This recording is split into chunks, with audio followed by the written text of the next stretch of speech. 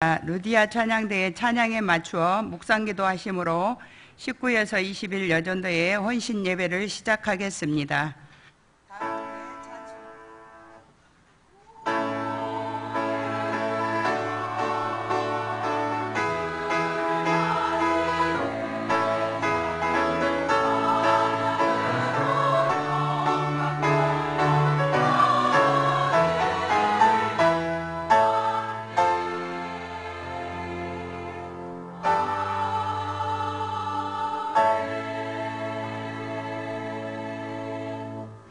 다 함께 찬송가 95장을 부르시겠습니다.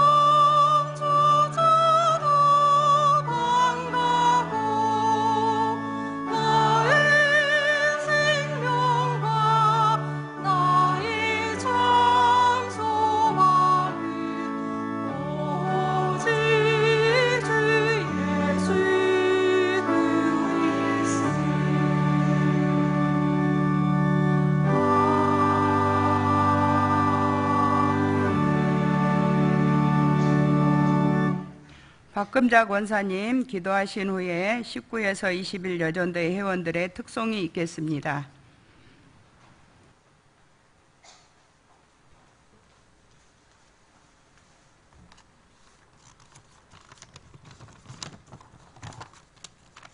사랑과 은혜가 풍성한 하나님 아버지, 3일을 아버지 은혜 가운데 살게 하여 주시고 수요 예배로 인도하여 주신 주님 감사합니다. 구원인, 사명인, 전도인, 경량인으로 살아가게 하여 주신 은혜 감사드립니다. 주여, 우리 조국 대한민국 구벼 살펴주시고 주님의 공의가 가득하며 주님의 공의가 가득한 대한민국으로 인도하여 주시옵소서. 이 나라 위정자들 기도하게 하시고 회개의 영을 부어주사 아버지 두려워하는 자, 주님을 경외하는 자들이 많아지게 하옵소서. 북한의 2천만 동포들과 지하에서 눈물 흘리며 흐느끼며 기도하는 성도들의 울부짖는 기도 들어주시사 마음껏 주님을 찬양하고 예배가 자유로워지는 날들이 오게 하옵소서. 김정은의 악한 세력이 무너지게 하옵소서.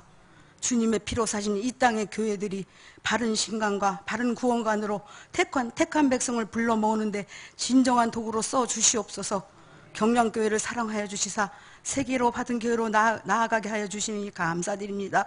지금까지 인도하여 주신 주님, 희년을 맞아 5대 기도 제목, 볼떡 완결운동, 제네바 신학대학교 운동, 수도권 지역 개척교회 운동, 북한 선교운동, 강서지역 복지운동 이루어 주시기를 간절히 기도드립니다.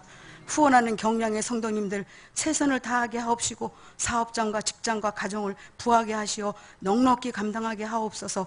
언론 목사님 신원을 강건케 하여 주시사 늘 새롭게 하여 주시고 비전과 기도의 제목을 이루어 주시옵소서. 담임 목사님 휴가 중에 계시옵니다. 몸과 마음을 평안케 하여 주시고 충분한 휴식으로 새로운 비전과 기도의 제목을 이루어 주시사 남은 사역도 넉넉히 감당하게 하옵소서.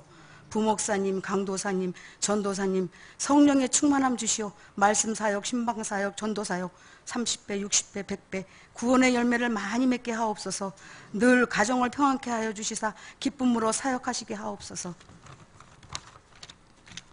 주님 지상명령 받들어 세계에 나가서 선교하시는 선교사님 주님의 오른팔로 강하게 붙들어 주시사 택한 백성 불러 모으는데 어려움 없게 하시고 가정을 축복하여 주시사 늘 구름기둥 불기둥으로 인도하여 주시옵소서. 여기에 남은 자들 보내는 선교사로서 기도와 헌금으로 최선을 다하는 성도님들이 되게 하옵소서. 7월에 있을 모든 행사, 대학부 SFC 학위 수양회, 중고등부 SFC 학위 수양회, 또 대학부 청년의 단기 선교 아버지 은혜 가운데 잘 이루어 주시고 그 시간에 듣고 깨닫고 결심한 것을 늘 가슴에 새기고 세월을 아끼는 청년, 평화의 삶을 사는 값어치를 다하는 청년들이 되게 하옵소서. 강상님, 강도사님, 아버지 강사님을 성령의 충만함 주시어 은혜 받는 천령들이 많아지게 하시옵소서. 강사님 영육을 강건케 하옵소서. 주일 예배 후 비전기도 정한 날, 정한 시간, 정한 장소에서 한마음 한뜻으로 기도하는 기도 제목들 다 이루어지게 하옵시고 경량의 성도님들 적극적으로 참여하는데 성도님들이 적극적으로 참여하는 성도님들이 많아지게 하옵소서. 기쁜 날, 축복의 날 19, 20, 21 여전대 헌신 예배를 드리게 하심을 감사드립니다. 여전대 회원들 늘 나라와 몸된 성전을 위해 섬김과 봉사와 헌신과 맡은 바 직분을 잘 감당하는 기도하는 어머니들이 되게 하옵소서. 말씀을 증거하시는 김주원 목사님 장중에 붙들어 주시사 보는 자 보지 못하는 자 말씀 증거하실 때 기 있는 자들이 되어 은혜 받는 시간이 되게 하옵소서. 목사님의 영역을 강건케 하옵시고 가정을 축복하사 늘 주님의 사랑과 평화가 넘치게 하옵소서. 찬양으로 순용되는 누디아 찬양대 찬양을 축복하시오. 주님이 부르실 때 최선을 다하는 누디아 찬양대가 되게 하옵소서. 지혜하시는 집사님 크신 능력 주시사 영육을 강건케 하옵시고 곡을 선정할 때 주님이 함께 하시사 아버지를 기쁘게 하는 찬양을 드리게 하옵소서. 반주하시는 집사님들 그들의 헌신을 아시는 주님 늘 성령의 충만함 주시오. 주님 주신 사명 기쁨으로 감당하게 하옵소서. 축도하실 목사님 늘 성령의 충만함 주시고 영육을 강건케 하옵소서. 주님 우리의 경량인들 어떠한 상황에서도 하나님 중심, 성경 중심, 교회 중심 목적으로서 예수 수단의 삶 자기 몫의 태인 십자가를 잘 지고 가게 하옵시고 평화의 삶을 사는 값어치를 다하는 경량인들이 되게 하옵소서. 감사드리며 지금도 살아서 역사하시는 예수 그리스도 이름으로 간절히 기도드리옵나이다. 아멘.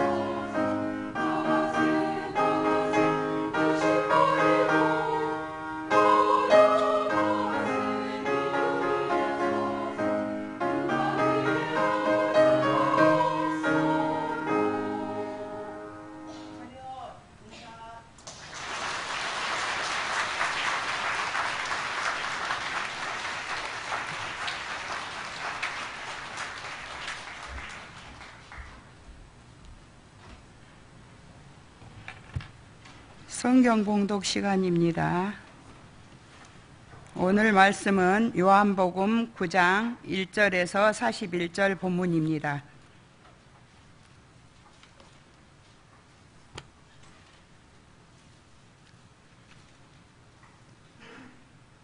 제가 5절에서 7절을 봉독하겠습니다. 내가 세상에 있는 동안에는 세상의 빛이로라. 이 말씀을 하시고 땅에 침을 뱉어 진흙을 이겨 그의 눈에 바르시고 이르시되 실로암 못에 가서 씻으라 하시니, 실로암은 번역하면 보냄을 받았다는 뜻이라. 이에 가서 씻고 밝은 눈으로 왔더라. 아멘. 누디아 찬양대에 찬양이 있은 후 김주원 목사님께서 보는 자 보지 못하는 자라는 제목으로 말씀 전하시겠습니다. 많은 은혜 받으시기 바랍니다.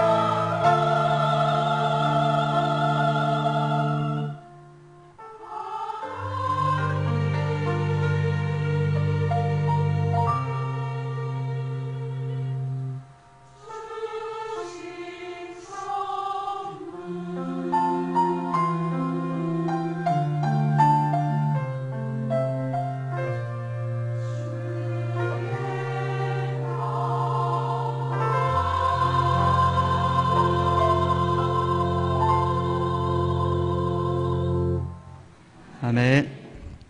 네, 예전도 회원 여러분들과 루디아 찬양대 연예로운 찬양 감사드립니다. 구약의 수많은 이적들이 나타나고 있지만 맹인된 사람을 보게 했다는 이적 기사는 나타나고 있지 않습니다. 다만 구약에서는 맹인을 보게 하는 기적은 오직 하나님 자신의 일임을 밝혀주고 있습니다. 시편 146편 8절에 여호와께서 맹인들의 눈을 여시며라고 했습니다. 이처럼 맹인을 보게 하는 사역은 오직 하나님 그분의 일일 뿐만 아니라 또한 하나님께서 보내시는 메시아의 종말론적 사역이라는 것 또한 성경은 다음과 같이 증언하고 있습니다. 이사야 29장 18절에 그 날에 못 듣는 사람이 책의 말을 들을 것이며 어둡고 캄캄한 데에서 맹인의 눈이 볼 것이며 라고 했고, 이사야 35장 5절에 그때에 맹인의 눈이 밝을 것이며 못 듣는 사람의 귀가 열릴 것이며 라고 했습니다. 이처럼 성경은 이 죄인의 상태를 맹인과 또 듣지 못하는 자로 비유했고, 메시아가 오시면 이 맹인이 보게 되며 듣지 못하는 자의 귀가 열릴 것을 예언하고 있습니다. 그래서 구약에는 많은 이적과 기적이 있었지만 소경이 눈을 뜨고 귀머거리가 치유된 기사는 없었는데, 그러한 일들은 메시아의 사역으로 보류가 되어 있었기 때문입니다.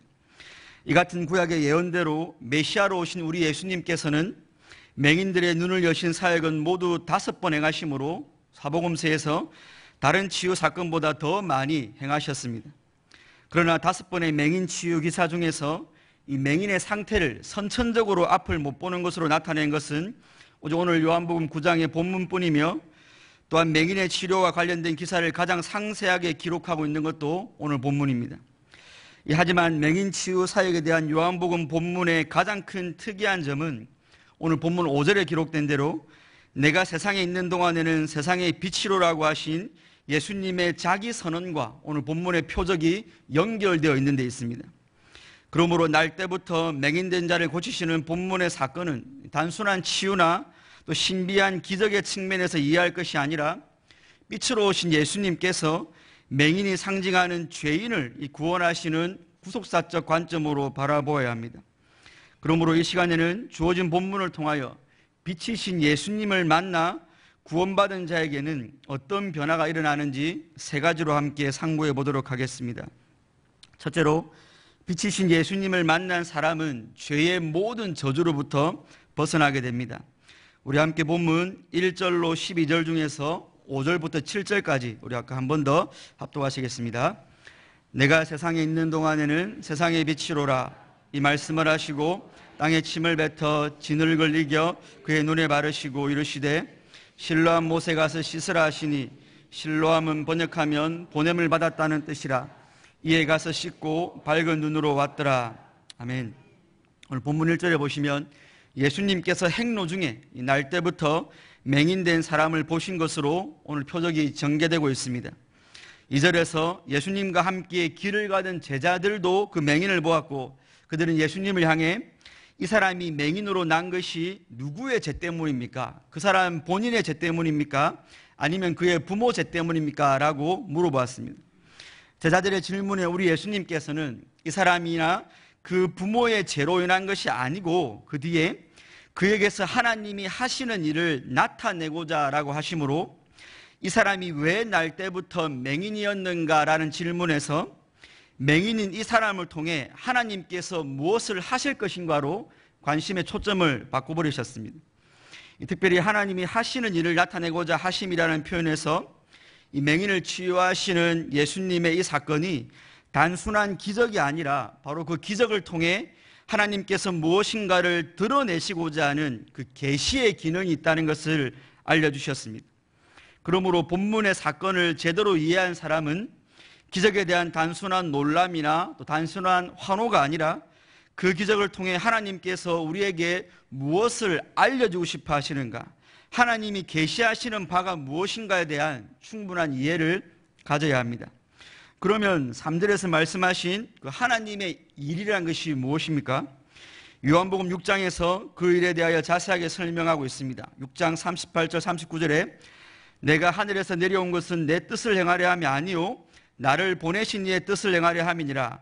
나를 보내신 이의 뜻은 내게 주신 자 중에 내가 하나도 잃어버리지 아니하고 마지막 날에 다시 살리는 이것이니라 라고 하셨습니다. 이 구절이 증거하는 대로 예수님께서 세상에 오신 이유는 예수님을 보내신 아버지의 뜻을 행하려 하심인데요, 그 아버지의 뜻은 성자 예수님을 통해 구원받아야 될 자를 하나도 잃어버리지 아니하시고 다 살려내는 것이었습니다. 따라서 우리는 예수님께서 맹인에게 행하시는 사역을 통해서 바로 죄로 인해 죽은 자들이 예수 그리스도로 말미암아 다시 살아나는 그 하나님의 일, 바로 그 구원 역사를 볼 수 있어야 하는 것입니다. 사실 여러분, 예수님께서는 요한복음 3장에서 니고데모와의 대화에서 이 보는 것과 살아나는 것으로 구원 사건을 이미 설명해 주신 적이 있습니다. 주님께서 니고데모에게 진실로 진실로 내가 네게 이르노니 사람이 거듭나지 아니하면 하나님 나라를 볼 수 없다고 하실 때 보지 못했던 자들이 하나님을 보는 것을 예수님께서는 죽었던 자들, 죄와 허물로 죽었던 자들이 중생하는 것으로 비유하셨기 때문입니다. 예수님께서 맹인을 고치시는 오늘 이 사역을 하시기 이전에 본문 5절에서 내가 세상에 있는 동안에는 세상의 빛이로라는 자기 정체성에 대한 선포를 먼저 하셨죠. 이 세상의 빛이라는 예수님의 자기 선언은 예수님의 사역의 유일성을 밝혀주는 것으로 바로 보지 못하는 자가 상징하는 그 죄로 죽은 자를 보게 하시는, 곧 구원하시는 분, 그 참 빛은 예수 그리스도 자신뿐이심을 공개적으로 선언하시고 일을 하시는 것입니다. 주님은 이처럼 세상의 빛으로 오신 자신의 정체를 드러내신 후에 침으로 진흙을 이겨 맹의 눈에 바르시고 실로암 못에 가서 씻으라고 명령을 내리셨습니다. 좀 더럽지 않습니까, 여러분? 그렇지 않아도 앞을 볼 수 없는 맹인에게, 그렇지 않아도 깝깝한데 왜 주님께서는 굳이 침으로 진흙을 이겨 눈에 덕지덕지 바르신 것입니까? 그렇게 하지 않으셔도 예수님께서는 말씀만으로 하실 수 있지 않습니까, 여러분? 이러한 주님의 행동은 실로암 못에 가서 씻으라는 바로 그 뒤의 말씀과 개연성이 있습니다. 즉 예수님이 침과 흙을 개어서 그의 눈에 바르신 그 행동은 바로 그 맹인이 씻기 전의 상태가 어떠한 것인가를 강조해 주고 싶으셨기 때문입니다. 성경에서 저주를 의미하는 세 단어가 있습니다. 흙이 저주를 의미합니다. 죄지은 인간은 흙으로 돌아가야 했습니다. 죄를 짓게 한 뱀은 종신토록 흙을 먹어야 했습니다. 침뱉음이 저주입니다. 그래서 구약율법에서는 가문의 대를 잇기 위해서 형제의 아내와 동침하기를 거절하는, 즉 계대 결혼을 거절하는 자들에게는 하나님이 침을 뱉으라고 했습니다. 또 하나는 맹인이 저주를 의미하는 것이라고 유대인들은 생각했습니다. 그래서 앞서 제자들이 이 맹인이 저주받은 게 누구의 죄 때문입니까? 라고 물어봤던 것입니다. 그러므로 날 때부터 맹인된 자는 이 씻음을 받기 전에 흙, 침, 맹인이라는 이 바로 저주를 상징하는 삼겹줄에 걸려 전혀 아무런 희망이 없는 절망 가운데 있는 상태임을 주님은 보여주고 싶으셨던 것입니다. 그런 그에게 주님은 실로암 못으로 가 씻으라고 명령하셨고, 그 못은 보내심을 받았다라는 뜻입니다. 실로암 히브리의 뜻이 보내심을 받았다라는 뜻입니다. 근데 이 단어가 남성 단수 단어입니다. 저주, 씻음, 보내심, 치유의 단어들은 바로 스스로 타락하여 저주받은 인생들이 하나님의 보내심을 받은 남성 단수, 예수 그리스도의 십자가의 보혈로 말미암아 다시 살아나는 구원을 설명하는 중요한 단어들인 것입니다. 특별히 이 맹인의 저주가 보냄을 받았다라는 뜻을 지닌 실로암 못에서 해결되는 것에서 인생의 저주를 해결하시기 위해 이 땅에 보내심을 받은 예수 그리스도를 저와 여러분들은 자동적으로 떠올리게 됩니다. 요한복음 8장 18절에 내가 나를 위하여 증거하는 자가 되고 나를 보내신 아버지도 나를 위하여 증거한다라고 했습니다. 요한복음 14장 24절에 너희의 듣는 말은 내 말이 아니요 나를 보내신 아버지의 말씀이다. 곧 예수님은 그를 보내신 아버지께서 보낸 자입니다. 이처럼 제2위 하나님이신 성자 예수님은 철저하게 성부 하나님의 보내심을 받은 자로서 하나님의 뜻대로 하나님의 일을 수행했죠. 그러므로 보내심을 받았다라는 뜻의 실로암은 하나님의 보내심을 받은 남성 단수, 주님을 상징하는 장소였고, 그 맹인은 저주받은 저와 여러분들을 대표하는 자입니다. 그리고 오늘 맹인이 다시 보게 된 이 표적은 죄로 말미암아 타락한 죄인이 짊어져야 할 인생의 모든 저주가 하나님께로부터 보냄을 받아 이 땅에 오신 예수 그리스도로 말미암아 온전히 사라지는 그 구원의 진리를 한편의 드라마로 보여주는 것입니다. 성도 여러분, 오늘 본문은 저와 여러분들이 오직 은혜로 얻은 그 구원의 영적인 실체인데 영적이라 잘 안 보이죠. 근데 하나님께서는 그 영적인 실체를 더 알기 쉽고 더 이해하기 쉽도록 시각적인 측면으로 맹인의 드라마로 보여주시는 것입니다. 그 영적인 실체란 바로 빛 대신 예수 그리스도께서 인생의 모든 저주로 고통받고 신음하던 우리에게 찾아오셔서 당신께서 친히 그 저주를 감당하심으로 우리 인생의 모든 저주를 벗겨주셨다는 복음 중의 복음입니다. 저와 여러분들의 인생을 비참하고 절망스럽게 만들었던 그 저주들이 하나님께로부터 보내심을 받은 바로 그 예수 그리스도로 말미암아 완전히 제거가 되었습니다. 이 모든 사실에 대하여 사실은 바울도 신약에서 명쾌하게 해설해 주었습니다.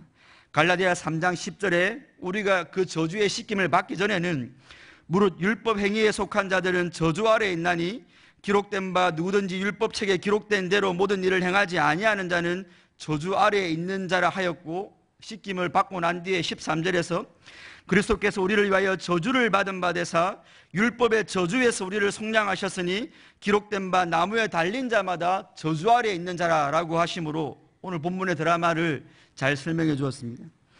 이처럼 성도는 맹인된 상태가 상징하는 전적 무능력과 전적 부패의 상태 아래 자신이 있었다는 것과 또한 하나님의 보내심을 받은 예수 그리스도로 말미암아 그 저주의 상태로부터 건짐을 받은 자라는 분명한 영적 인식을 가지고 있어야 합니다. 왜냐하면 저와 여러분들에게 있어서 저주의 상태에 있었던 과거의 모습도 실제였고, 그 모든 저주를 예수님께서 가져가시고 십자가에서 완전히 도말하여 구원하여 주신 저와 여러분들의 현재 상태도 분명한 실제이기 때문입니다. 따라서 저주 아래서 영원한 심판과 형벌을 받아야 했던 저와 여러분들의 과거의 실제에 대한 인식이 없는 자는 결단코 예수님께서 주시는 현재의 그 저주가 벗겨진 구원에 대한 감격이 있을 수가 없습니다. 사경을 헤매어 본 사람이 건강한 삶의 소중함을 누구보다 잘 알듯이 저주 아래 영적으로 있어 보아서 인생의 비참함을 맛본 자만이 그리스도 안에 있는 구원의 가치를 알고 합당한 경배와 찬양을 돌릴 수 있지 않겠습니까? 뿐만 아니라 과연 그리스도께서 우리를 위하여 저주를 받은 바 되사 율법의 저주에서 우리를 속량하셨음을 믿고 그 복된 상태를 자신의 현재로 실제로 누리고 있다면 오늘 저와 여러분들의 인생에 그 어떤 저주스러운 일이 발생한다 하여도 그건 더 이상 저주가 아님을 저와 여러분들은 믿음으로 수용할 수 있는 것입니다. 그러나 우리의 대적 마귀는 저 에덴에서 한번 잘 생각해 보십시오. 하나님이 먹지 말라는 선악과를 먹는 게 저주인데 마귀가 와서 야 그건 먹지 않는 게 저주이고 너 그거 먹으면 축복이야 라고 유혹할 때 아담은 넘어가 버렸습니다. 마치 그것처럼 이제 저와 여러분들이 예수님으로 말미암아 모든 저주가 다 제거되었지만 오늘도 마귀는 에덴에서 와서 우리를 유혹했던 것처럼 네 인생이 저주다라고 우리에게 유혹하고 있는 것입니다. 네 인생 저주받은 인생이야. 너가 그러고도 예수 믿고 복받은 자라고 할 수 있어? 네 인생보다 예수를 모르는 저 불신자의 인생이 더 낫겠다. 차라리 하나님을 욕하고 죽어버려라고 하면서 저주가 없는 저와 여러분들의 인생을 향하여서 비관하도록 부추기고 있지 않습니까? 죄 없는 상태의 가장 완벽한 사람이었던 에덴의 아담조차 그 마귀의 유혹에 넘어갔다면 오늘 저와 여러분들은 더 쉽게 마귀의 거짓말에 넘어갈 수밖에 없는 약한 존재입니다. 그러나 성도 여러분, 오늘 저와 여러분들에게 당면한 갑작스러운 사업의 실패, 자녀에게 불쑥 찾아온 난치성 질병이나 장애, 예기치 못한 부모님의 소천, 유해한 것에 중독되어 정상적인 삶을 영위하지 못하는 가족, 청천벽력과도 같은 암 선고, 가정의 불화, 신앙생활에 대한 가족들의 핍박, 절대적 빈곤, 상대적 박탈감, 뭐 하나 제대로 풀리지 않는 우리네 인생 등등 저와 여러분들의 눈물골짜기 인생의 모습들이지 않습니까? 이러한 것들이 비록 우리 인생을 힘들게 하고 분명 감당하기는 쉽지는 않지만 적어도 그러한 것들이 하나님의 저주는 절대로 아니라는 사실을 기억하시고 위로를 받으시기 바랍니다. 일견 그러한 삶의 현실들이 저주 같아 보인다 할지라도 형벌과 저주는 하나님께서 보내신 자 예수 그리스도 안에서 이미 모두 제거되었고 오히려 자기 자녀를 향한 하나님의 부성에 가득한 섭리만이 저와 여러분들에게 아주 강력하고도 완벽하게 미치고 있을 뿐입니다. 그 섭리는 합력하여 선이 된다 했지 않습니까? 이미 저주가 제거된 저와 여러분들을 향한 하나님 아버지의 생각은 재앙이 아니라 평안이요, 저와 여러분들의 미래요, 소망을 주기 위함이라고 했습니다. 그러므로 예수님께서 허락하신 그 영의 시력으로 인생의 모든 저주로부터 해방된 여러분 자신의 복됨을 날마다 묵상하시고 목도하시는 복이 있으시기를 주님의 이름으로 축원드립니다. 둘째로, 빛이신 예수님을 만난 사람은 세상과 구별되어 반드시 교회에 속하게 됩니다. 오늘 13절로 34절까지의 본문 중에서 30절과 31절만 합독하시겠습니다. 그 사람이 대답하여 이르되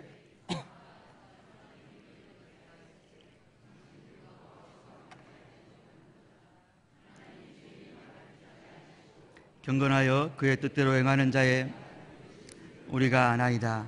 아멘. 오늘 13절부터 34절까지는 이 보게 된 맹인의 사건으로 인해 발생한 여러 가지 대화들을 보여주고 있습니다. 먼저 13절로 17절까지는 이 맹인이 이 바리새인들에 의해서 신문을 받는 장면이고요.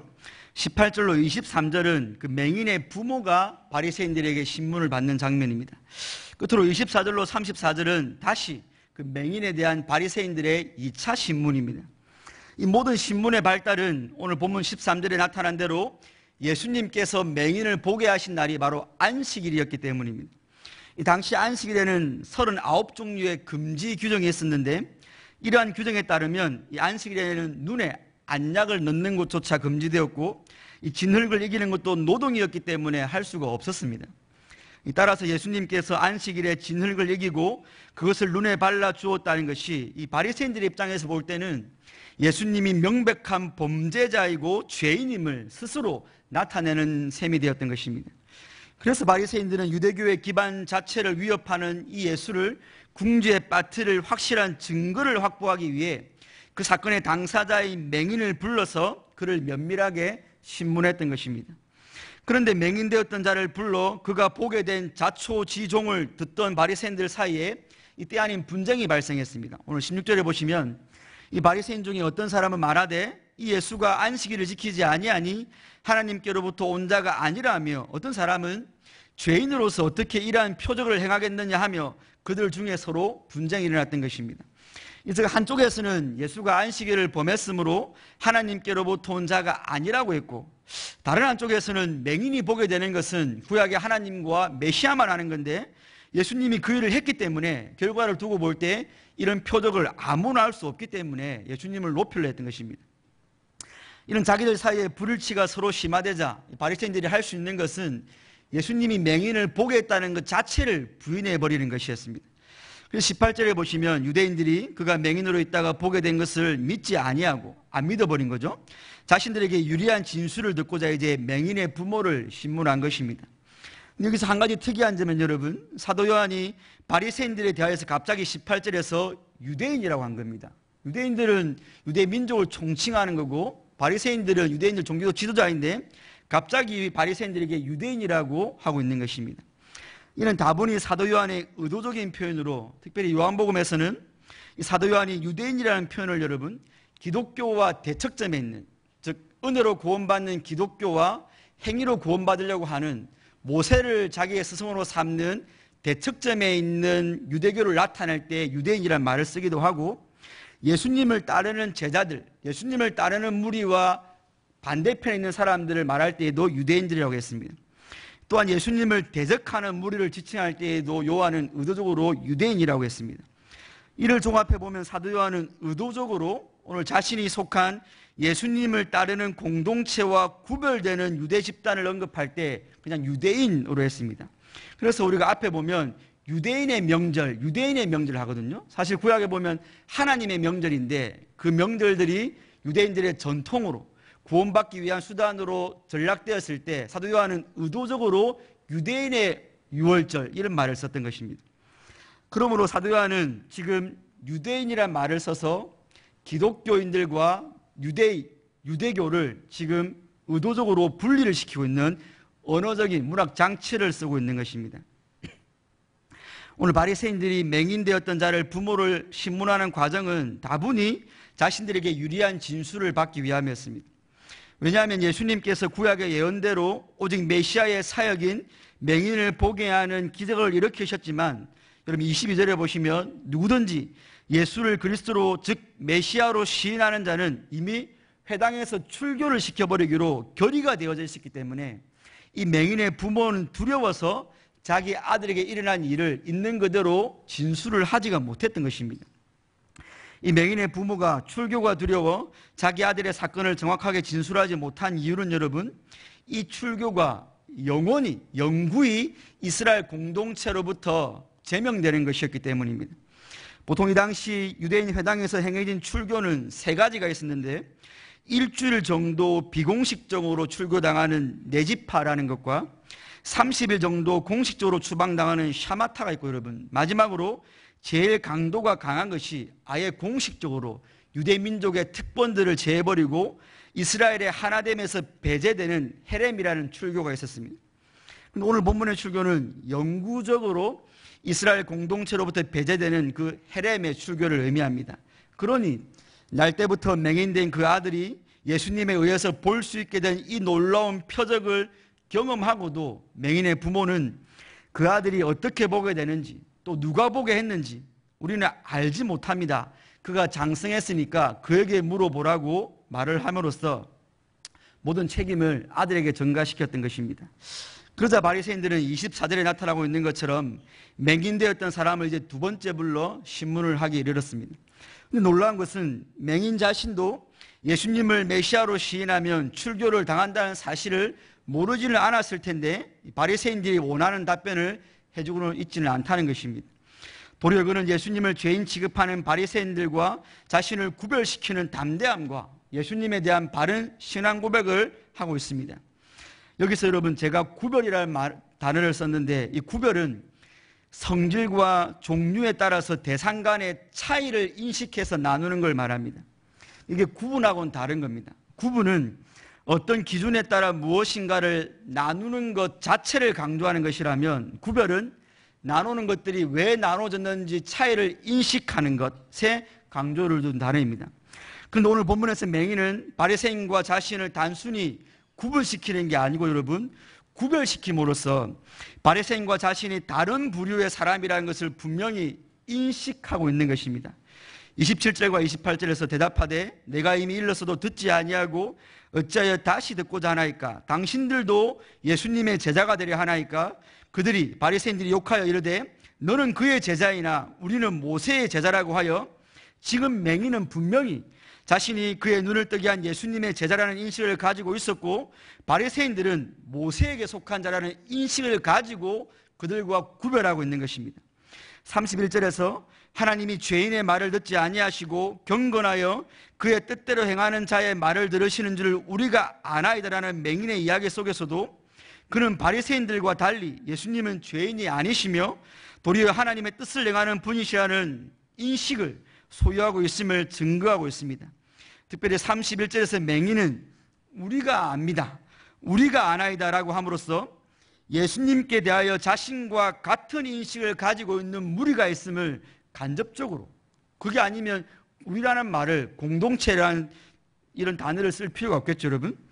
이는 바로 바리새인들을 모세의 제자요 예수님을 죄인으로 인식하는 무리로 그렇게 간주하고, 맹인 자신은 예수님을 경건한 자요 하나님의 뜻을 행하시는 분이며 하나님께로부터 오신 분으로 인식하고 있고, 그렇게 나와 같이 인식하는 구별된 공동체가 또 있다는 것을 우리가 안다는 표현에서 지금 암시하고 있는 것입니다. 그래서 그는 우리가 안다라고 하여 그러한 인식을 가진 공동체의 존재를 인식하고 있었던 것입니다.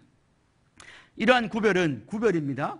바리새인들의 말들 가운데 나타나는데 24절을 보시면 우리는, 바리새인들의 말입니다, 우리는 이 사람이 죄인인 줄 아노라 했고, 28절에 보시면 그들이 욕하여 이르되 너는 그의 제자나 우리는 모세의 제자라 했고, 29절에서 우리는 이 사람이 어디서 왔는지 알지 못한다 했고, 34절에서도 너가 온전히 죄 가운데 나서 우리를 가르치느냐 하고 쫓아보냈다고 하므로 바리새인과 맹인의 소속이, 구별된 인식을 가지고 있는 자들이 분리되고 있는 것입니다. 특별히 본문 34절에서 이에 쫓아내어 보내니라고 했는데 여기 쫓아내어 보내다는 단어 역시 앞에 나왔던 출교를 암시하는 단어입니다. 근데 여러분, 한 가지 놀라운 점은 34절에 출교를 암시하는 그 단어를 오늘 9장 바로 뒤에서 예수님이 내가 선한 목자라 말씀하시고 내가 내 양을 불러내어서 그 양들이 내 음성을 듣고 내가 인도하는 대로 나를 따라온다 할 때, 여러분, 사실 예수님의 목자 대신을 비유하는 10장이 9장 바로 뒤에 붙어 있거든요.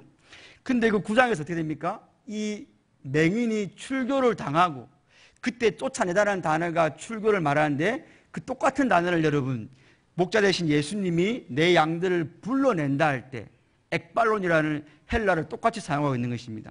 이게 무슨 말입니까, 여러분? 세상편에서 볼 때는 세상과 다른 인식을 가지고 있는 성도를 쫓아내는 것이지만, 성도는 세상에서 출교를 당한 것처럼 보이지만 실상은 뭡니까, 여러분? 우리의 목자 되신 예수님이 성도를 당신의 음성으로 불러내는 거죠, 여러분.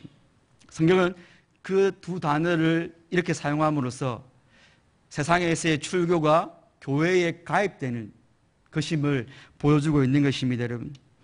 그러므로 빛 대신 예수님을 만난 자는 필연적으로 어둠으로부터 핍박을 받고 어둠과 같은 세상으로부터 내어 쫓김, 곧 출교를 당하게 되지만 실상 그것은 내어 쫓김이 아니라 주님께서 당신의 교회로 인도하시기 위해 친히 불러내시는 것임을 설명해 주는 것입니다. 그러므로 우리는 사도 요한의 앞에 18절에서 바리새인들을 지칭하면서 갑자기 유대인이라는 표현을 사용한 것 역시 이런 구별을 염두에 둔 표현임을 알 수 있습니다.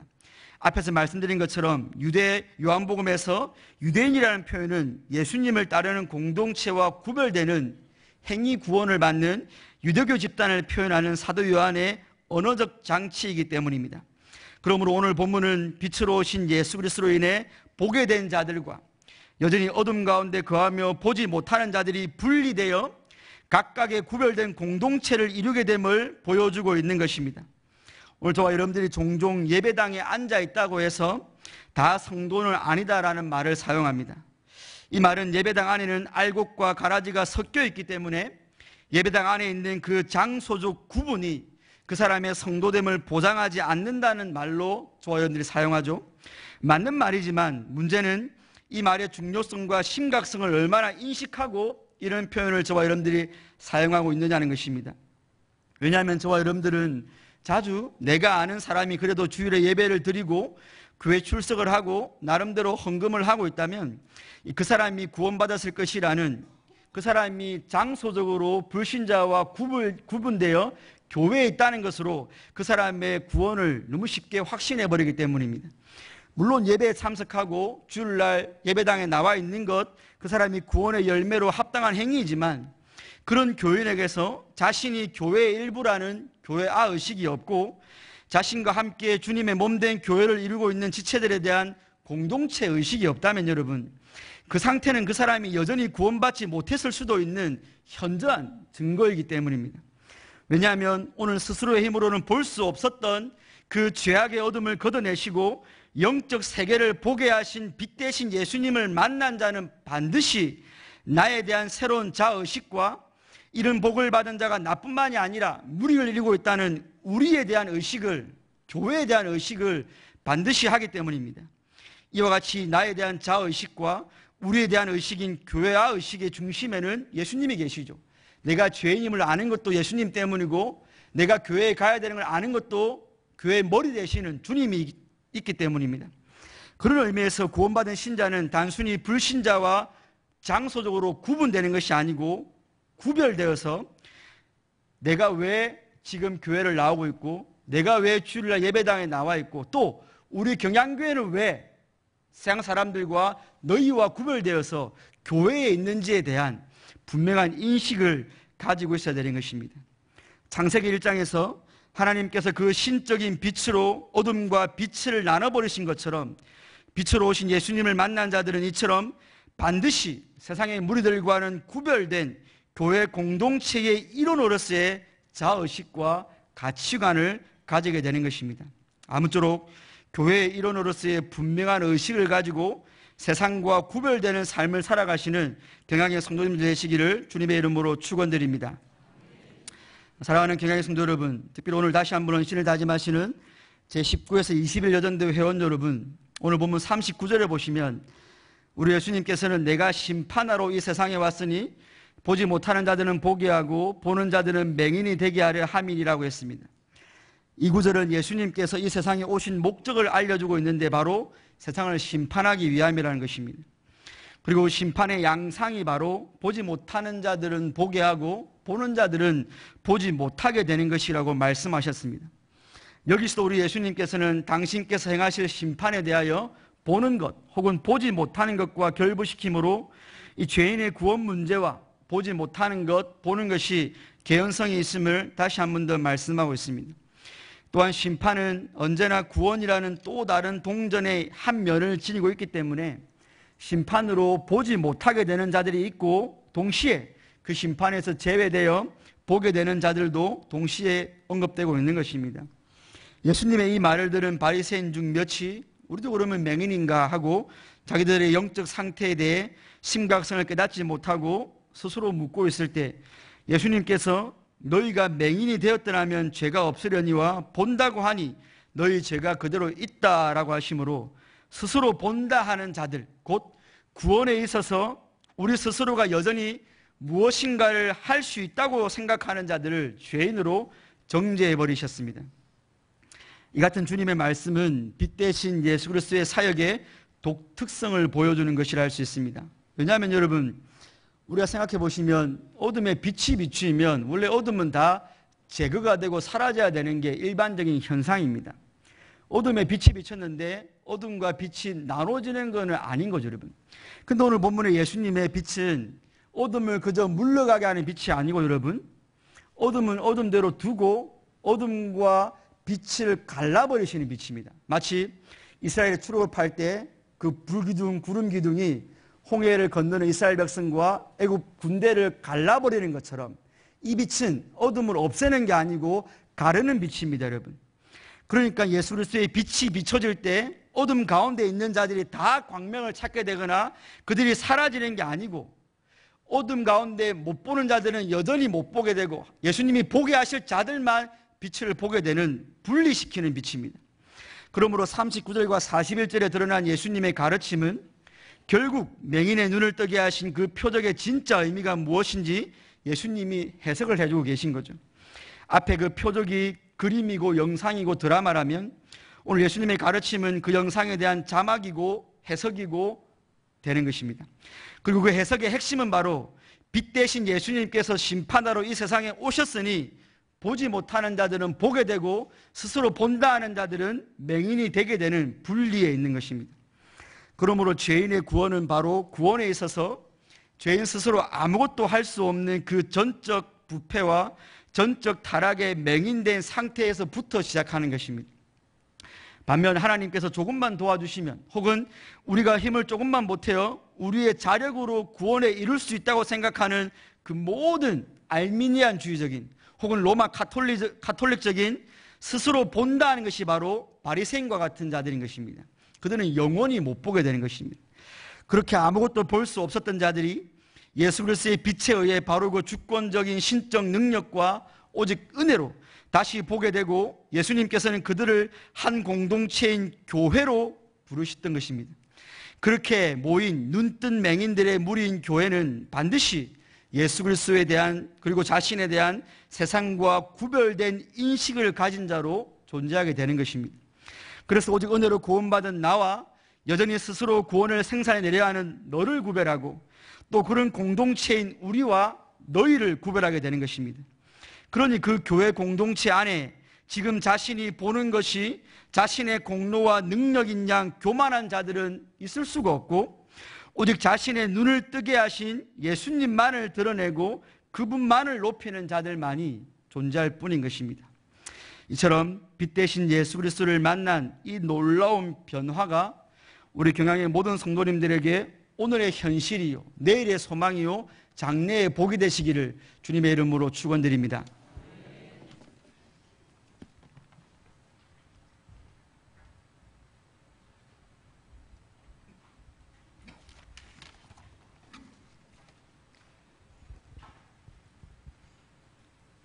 찬송가 421장을 부르시면서 준비하신 11조와 헌금을 하나님께 드리겠습니다.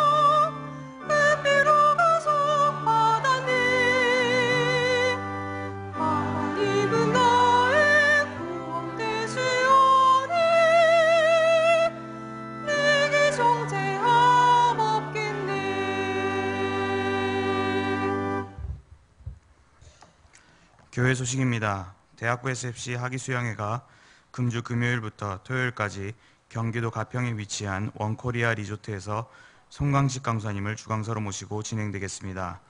대학부 SFC 운동원들은 금요일 낮 12시까지 제3성전으로 오시기 바랍니다. 금요반 기도회는 오후 9시에 있습니다. 금주 기도회 중 특송은 청년의 임여건이 준비하시겠습니다. 결혼식입니다. 김성일 씨, 박사민 씨의 일남 신랑 김형준 군과 김포 이교구 송기봉 장로, 서정자 권사님의 일녀 신부 송예랑 양의 결혼식이 금주 금요일 오후 5시에 미국 샌프란시스코 갬블가든에서 코너스톤 교회를 장유하시는 카를로스 목사님의 주례로 있겠습니다.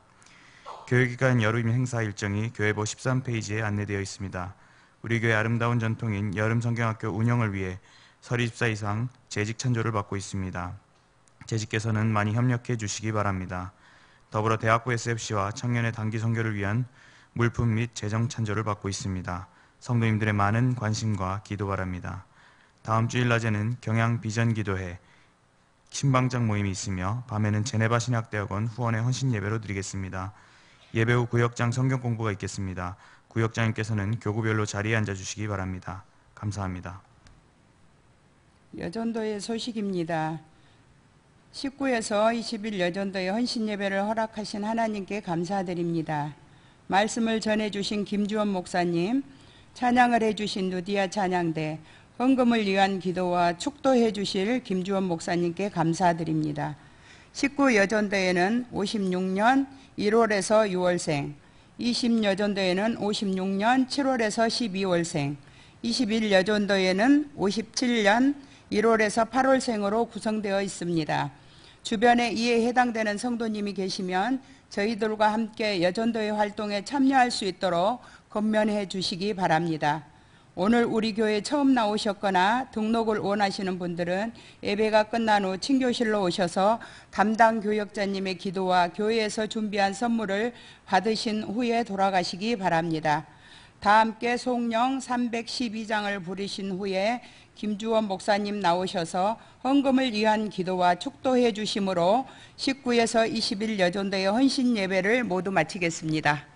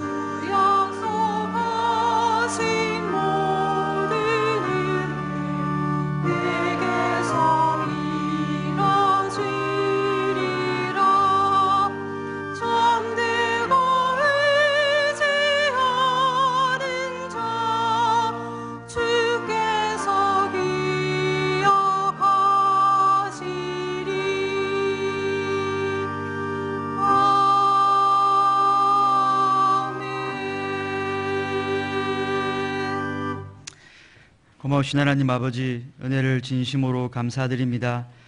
도무지 이 흑암 가운데서 아무것도 볼 수 없었던 이 죄인들을 위하여 빛이신 당신께서 친히 이 어둠 가운데 임재하여 주시고, 또 친히 주님께서 십자가에서 어둠이 되어 주심으로 우리 죄인들에게 생명의 빛을 주셨음에 진심으로 감사드립니다. 구원받은 우리 스스로가 빛을 낼 수 있는 발광체가 아니라 언제나 주님의 빛을 받아 반사하는 반사체로 이 구원받은 이후의 삶을 주님의 영광을 반사하는 그런 자로 살아가는 복을 내리워 주시옵소서. 이 밤에 또 귀한 예물을 하나님께 올려드립니다. 주님께서 이 예물을 친히 받아 주옵시며 드린 손길을 기억하사 이 주님께 드림으로 비워진 그 영혼과 육체 하늘의 신령한 복으로 충만하게 채워 주시옵소서. 주 예수 그리스도의 은혜와 하나님의 사랑하심과 성령님의 교통하심이 보지 못하는 자들로 보게 하신 주님의 무한한 은혜에 감사하며 함께 보게 된 우리 경양 공동체와 함께 하나님을 더욱 알아가는 데 전심전력하기를 소원하는 이 자리에 있는 모든 경양의 권석들에게 지금부터 영원까지 함께 있을지어다. 아멘.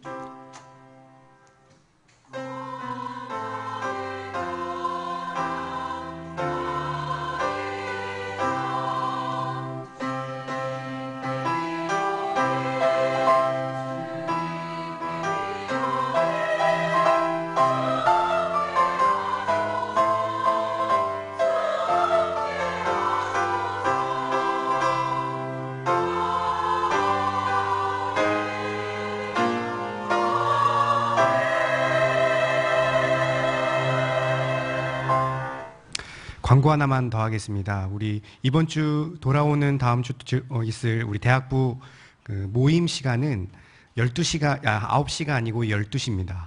죄송합니다. 12시가 아니고 9시입니다. 네, 참고하시고 꼭 기억하시면 감사하겠습니다. 예배를 모두 마쳤습니다. 조심히 돌아가시기 바랍니다.